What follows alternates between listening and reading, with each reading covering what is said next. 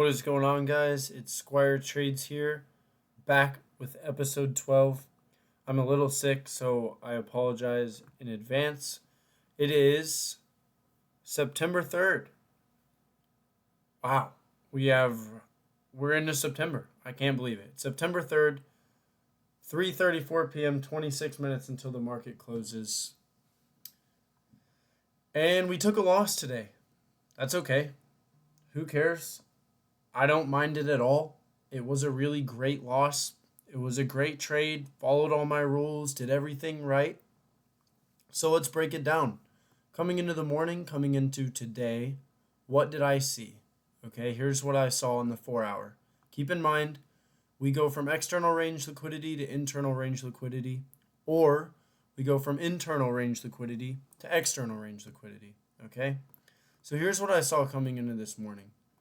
If you zoom in here, you can see that this 694.25 level never actually got swept. So we've got one high, two high, three, four, right? And then I would call this a fifth.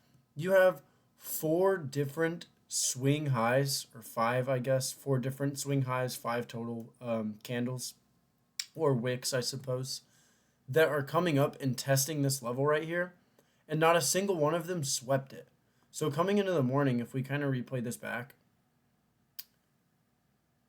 this is something like what I was looking at this morning when I woke up, because I get up pretty early. So this is what I saw early in the morning. I was really hoping for some 15-minute displacement and for us to go sweep this high, right? And then at the point that we would come in and sweep this high, then I was looking for a breakdown to eventually come sweep, you guessed it, this level right here. Now that was my first way of looking at it, and here's my second way of looking at it. You have this swing high over here, we come up, we take this buy side liquidity here, right? So now we could be primed for a move down. Well, if we're gonna move down, then what do we need, right? Well, we need targets. So there's target 1, target 2, target 3, right? And this would be your end target for the day. So today was one of those days where we have viable draws on both sides, right? There's no fair value gaps. This one's been disrespected. This one's not been respected, right? There's no fair value gap in here, no fair value gap in here, right? And then your only gap that you're left with is this gap right here. So I'm thinking, if we're going to continue higher and, sweep this liquidity here and then maybe come up, right, and sweep this one up here, if this is what's going to happen, we need to come down and sweep sell side liquidity first. So you've got this fair value gap, you've got this sell side, you've got this sell side, you've got this sell side. So I was able to build a narrative and an argument and have conviction for both sides coming into today. Typically on days like that, I'm not very excited to execute a trade just because I like it to be clear. If it's not crystal clear, why am I executing? It should be so glaringly obvious which way the market is going to go and where our draw on liquidity is on a higher time frame that I don't need to ask myself questions, right? I don't need to go we're in this consolidation range right here. Like, look at this. Look at this consolidation range, right? Just consolidating, not really doing anything. So it's like, when we're doing this, like, do I really want to be involved in this? Is this something I want to trade, right? So at that point, I just had to come down to the 15-minute and see, okay, what are we going to do here? What are we thinking, right? So you've got this big move down.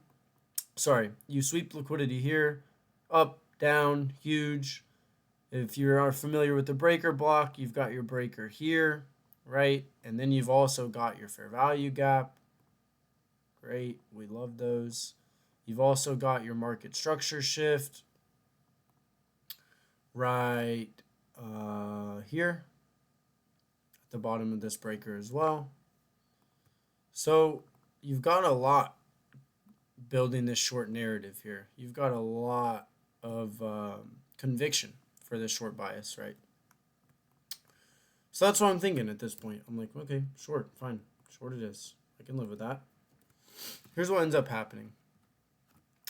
Just absolute consolidation. You cannot reverse out of consolidation, right? We'd have to sweep by sell side and then continue up, right? So you can't reverse out of this. So I'm automatically thinking that we're going to displace through this level once again, right? And then we're going to retest the fair value gap, and then we're going to continue. Except we would continue all the way down to here, right? So let me just redraw this really quick. So we've got this movement down, right? Retest this fair value gap, movement down, retest, movement down, sweep our 4-hour target, right? See what I'm saying?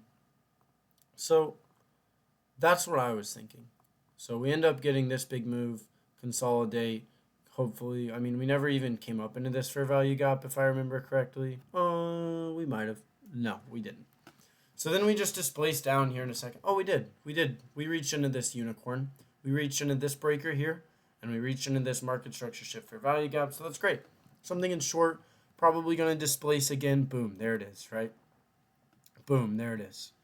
So now we've got our fair value gap. So if you guys know my strategy, once we have this created, right, we've got our 15-minute internal that I want to see us revisit. We've got our higher time frame external as our target.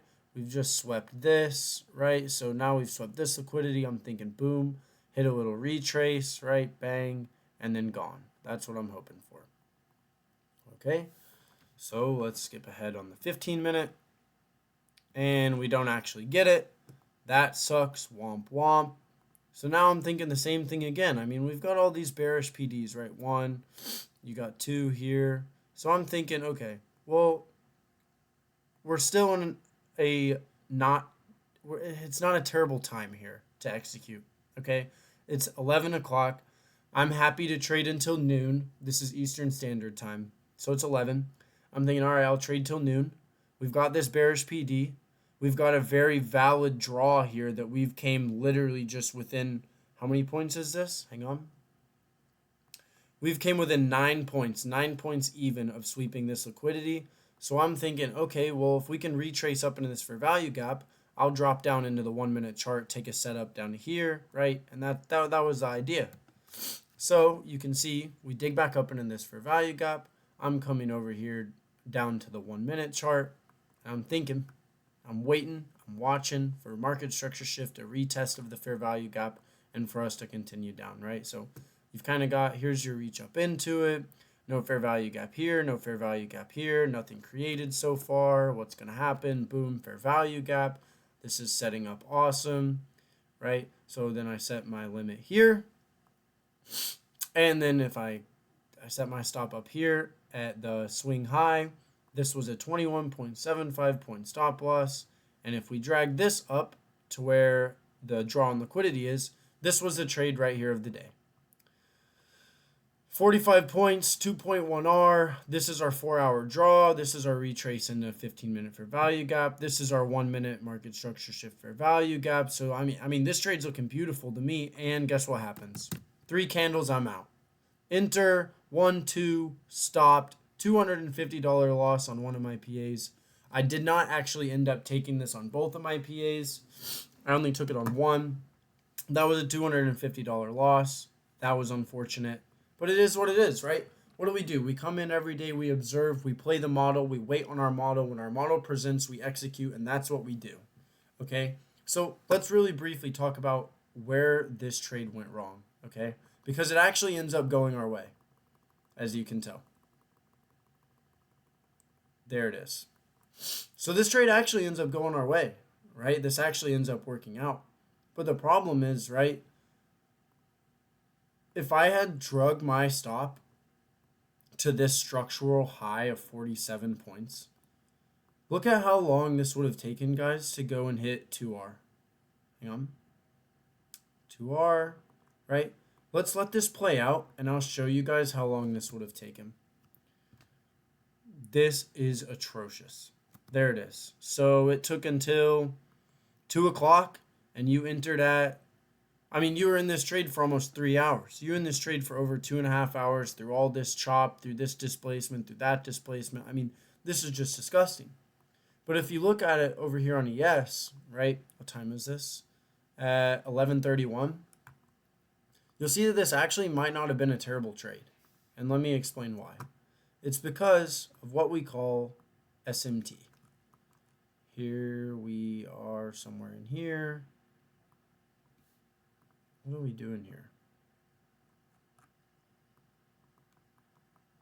All right, here we go. We're back. So if you look right here at the same time, 11:31, look what happens here. There's your SMT, right? This is the high we were looking at on NQ. ES comes up and sweeps that high, right? And this is where I get stopped out. Boom. So the high we're looking at here on ES is this high right here. Boom. This from here down to here, down to this level here, that's your SMT. So had I don't even have an SMT thing. So had I had my stop all the way up here, this would have actually ended up being a great trade. Well, my average trade time from entry to exit, regardless of which way it goes, is 15 to 20 minutes, not 2.5 hours or 3 hours or whatever this is. So, in my opinion, I think I did everything right today. I followed the model. I played it how it was supposed to be played. I was patient. I waited for it to come. I let it set up. I took it when it entered. I lost. Boo-hoo. I did pass an eval today. I'm up to 3 PAs now. I'm waiting to request on Apex my second ever payout. Things are looking up here, guys. And even when you take losses, you've got to find the good things out of them, right? I got stopped out, but what's the good thing? I pulled when I was supposed to. I executed when I was meant to. I waited on my model. I waited all morning. I let the market drop from up here at 520 points all the way down here to 230 before I ever even took an execution. Why? Because this isn't my model. I don't need to trade any of this in here at all. None of this is my model. Was there action in here? Could you maybe found something to play? Yeah. Do I need to? No. What do I need to do? I need to day in and day out come in, wait on my model, execute when it sets up, and let the probabilities work out. And that's what I did today. I'm sorry I'm a little sick. I want to say thank you for tuning in to episode 12 of Road to Becoming a Full-Time Trader. And I've had some of you ask in the comments if I'm in any Discords. So in this video, check the link in the description to the Discord. You can find me in there with @Squire. I'm not the owner of the Discord. The owner of the Discord is my good friend Expo Jesse. My @ in there is Squire. I am a mod. If you guys have any questions or if you want to talk to me or whatever, you can find the link in the description and join up there. If that doesn't work, let me know and I will get back to you in the comments and send you a link individually. Thank you guys so much for tuning in. I hope you had a great Labor Day weekend. I hope you had a great Tuesday. I hope you had a great Labor Day yesterday on Monday. And let's have an amazing start to September. Let's have a great September. Let's have a great week. Let's have a good time. And we'll see you guys hopefully back tomorrow for the 13th installment of Road to Becoming a Full-Time Trader. Thank you. It's been SquireTrades.